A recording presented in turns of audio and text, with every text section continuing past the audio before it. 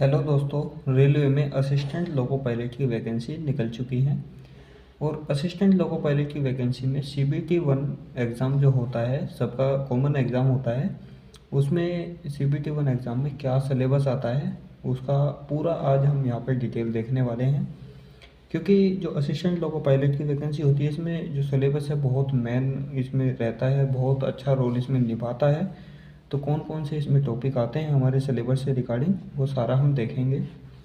तो देख लेते हैं। RRB railway recruitment board, ALP होता है assistant loco pilot. CBT-1 exam की यहाँ पर देखने वाले हैं। CBT-1 एग्ज़ाम का फुल सिलेबस का यहाँ पर मतलब ये है कि मैं आपको चैप्टर भी बताऊंगा कि कौन से चैप्टर से क्वेश्चन आते हैं।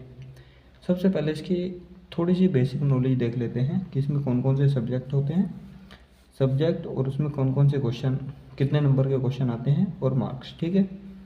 मैथ होता है, मैथ में आते हैं इसमें 20 क्वेश्चन और 20 ही मार्क्स, यानी कि प्रत्येक क्वेश्चन कितना, 1 नंबर का एक क्वेश्चन। 20 क्वेश्चन हो गए और 20 ही नंबर के हो गए। रीजनिंग होती है, रीजनिंग में आते हैं 25 क्वेश्चन और 25 ही नंबर के हो गए। ये कितने हो गए, ये भी 25 नंबर के, यानी कि एक क्वेश्चन 1 नंबर का। अब देखिए मैथ और रीजनिंग दोनों को मिलाकर कितने हो गए, 45 क्वेश्चन हो गए। केवल 2 ही सब्जेक्ट से 45 क्वेश्चन हो गए। और ये क्या क्वालिफाई नेचर का एग्ज़ाम होता है, इसकी कोई मेरिट पे जो फाइनल मेरिट है उस पर कोई इसका इफेक्ट नहीं पड़ता, केवल क्वालिफाई नेचर का एग्ज़ाम होता है। उसके बाद में आ जाती है साइंस। भाई रेलवे का एग्ज़ाम की बात कर रहे हैं तो साइंस इसमें बहुत अच्छा रोल निभाती है। और 20 क्वेश्चन इसमें साइंस के आते हैं, 20 ही नंबर के आते हैं, ये भी एक क्वेश्चन 1 नंबर का। उसके बाद में आ जाती है GK GS करंट अफेयर।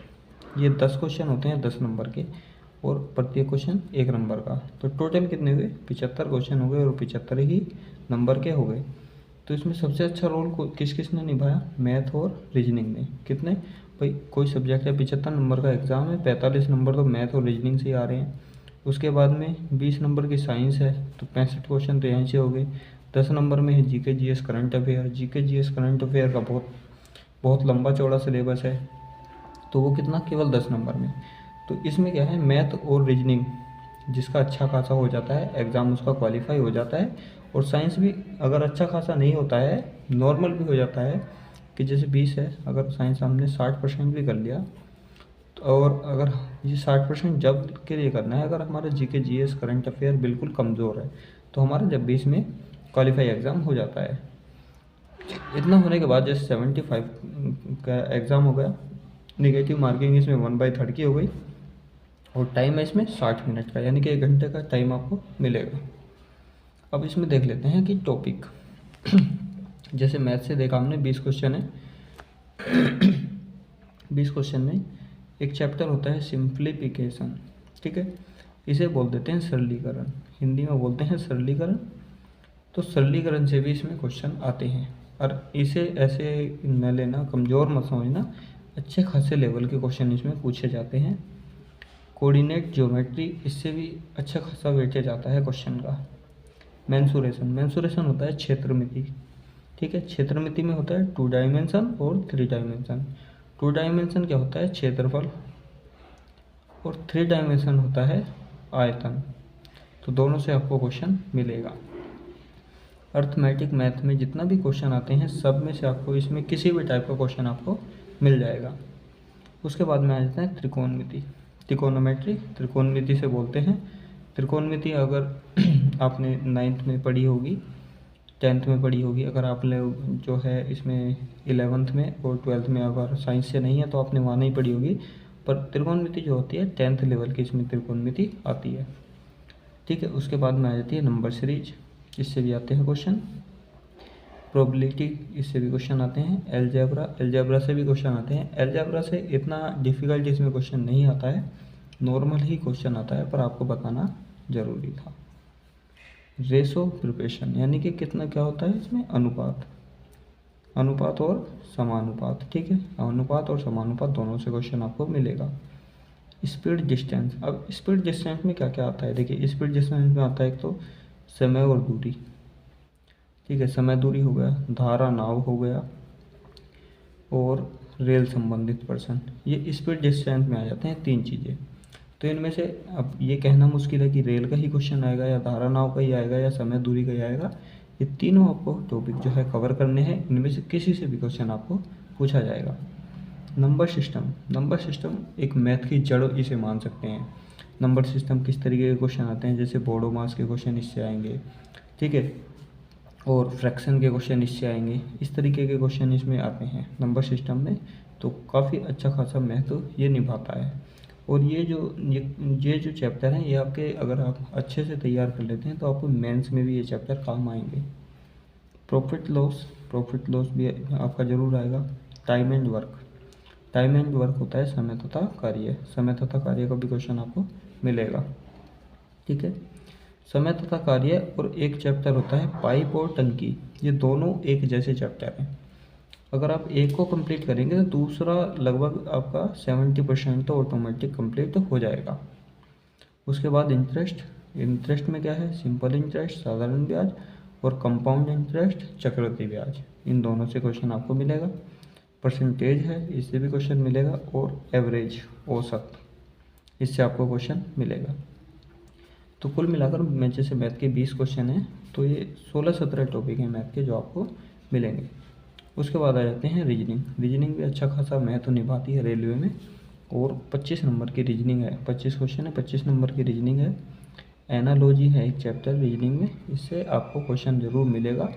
और जितना भी है देखिए, आरआरबी एएलपी में, टेक्नीशियन में, ग्रुप डी में, ठीक है, एनटीपीसी में, जितने भी एग्ज़ाम आप अगर पीछे के उठा के देखोगे, इससे आपको क्वेश्चन ज़रूर मिलेगा।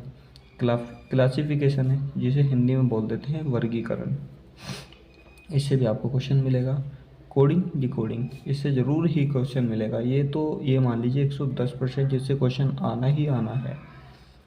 प्रॉब्लम सॉल्वर, ठीक है, इससे आपको क्वेश्चन ज़रूर मिलेगा। ब्लड रिलेशन से भी क्वेश्चन ज़रूर मिलेगा। वेन डायग्राम, इससे भी क्वेश्चन मिलेगा। वेन डायग्राम में दो तरह के हो जाते हैं, एक तो आ जाता है सिंपल। अब जो है सिंपल बहुत कम देखने के लिए मिलते हैं। अब जो लैंग्वेज बेस्ड क्वेश्चन है वेन डायग्राम के, वे ज़्यादा आने लगे। अल्फ़ाबेट, ये क्वेश्चन मिलेंगे। नॉन वर्बल रीजनिंग का जितना भी पोर्शन है आपको सभी रिपीट करना है, उससे कहीं से भी किसी पोर्शन से क्वेश्चन मिल जाएगा। डायरेक्शन एंड डिस्टेंस, दिशा और दूरी का ये बहुत इंपॉर्टेंट चैप्टर है, इससे आपको क्वेश्चन मिलेगा। उसके बाद में सीरीज क्या होती है, एक तो होती है नंबर सीरीज, ठीक है, एक होती है अल्फ़ाबेट सीरीज, एक होती है अल्फ़ा न्यूमेरिकल सीरीज। इस सीरीज के अंतर्गत 3 सीरीज आती है, तो इनसे क्वेश्चन आपको मिलेगा। उसके बाद में आ जाते हैं मिसिंग नंबर, यानी कि लुप्त संख्याएं। जो संख्या लुप्त रहती है उससे आपको क्वेश्चन मिलेगा। इसमें 2-3 तरह के आते हैं मिसिंग नंबर में। मिसिंग अल्फ़ाबेट भी होती है, मिसिंग नंबर भी होते हैं, और मिसिंग वर्ड भी होते हैं, तो ये अच्छे से आपको देख के जाना पड़ेगा। वर्बल रीजनिंग, इसमें से किसी भी टॉपिक से क्वेश्चन आ जाएगा।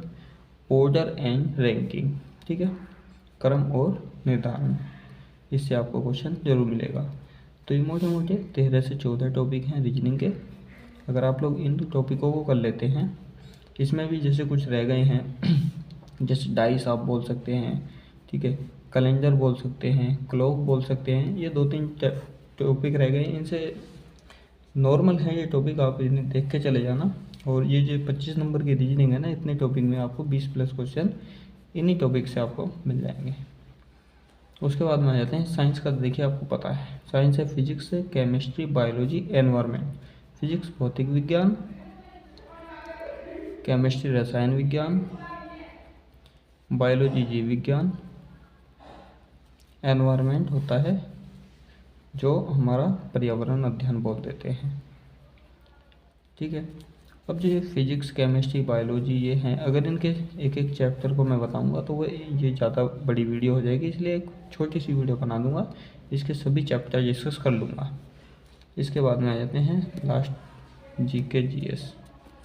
बस जीके जीएस में देखिए, जीके जीएस में तो बताना भी ना भी बताएं तब भी चल जाएगा, क्योंकि उसमें क्या है, पॉलिटी है, इससे क्वेश्चन मिल जाएगा, इकोनॉमी, अवार्ड है, हिस्ट्री है, ज्योग्राफी है, आर्ट कल्चर है, स्पोर्ट है, विविध है, स्टैटिक्स है। यानी कि जीके जीएस में तो जितना पोर्शन बच जाता है उसमें से 10 क्वेश्चन आपको मिलेंगे। तो ये CBT 1 का हमारा सिलेबस था, ठीक है। ये जो जितना सिलेबस बताया है इससे बाहर आपको कुछ नहीं मिलेगा। इतना ही अगर आप लोग कर जाएंगे तो आप इसमें ही क्वालिफाई हो जाएंगे। ये केवल क्वालिफाई करना होता है। इसमें 15 गुना कैंडिडेट क्वालिफाई करते हैं। ठीक है, ये हमारा जो सिलेबस था CBT 1 का। इससे इस वीडियो में या इससे अतिरिक्त अगर कोई डाउट आपके माइंड में है तो कमेंट सेक्शन में अपना डाउट भेज सकते हैं। हर कमेंट का रिप्लाई आपको मिलेगा। और ALP और आपका जो यूपी पुलिस है, यानी कि कोई भी वीडियो है, कोई भी टॉपिक है, किसी भी टॉपिक से डाउट है तो आप बिना देरी किए आप कमेंट कर सकते हैं। और अगर हमारे चैनल पर पहली बार विजिट किया है तो चैनल को सब्सक्राइब कर लेना।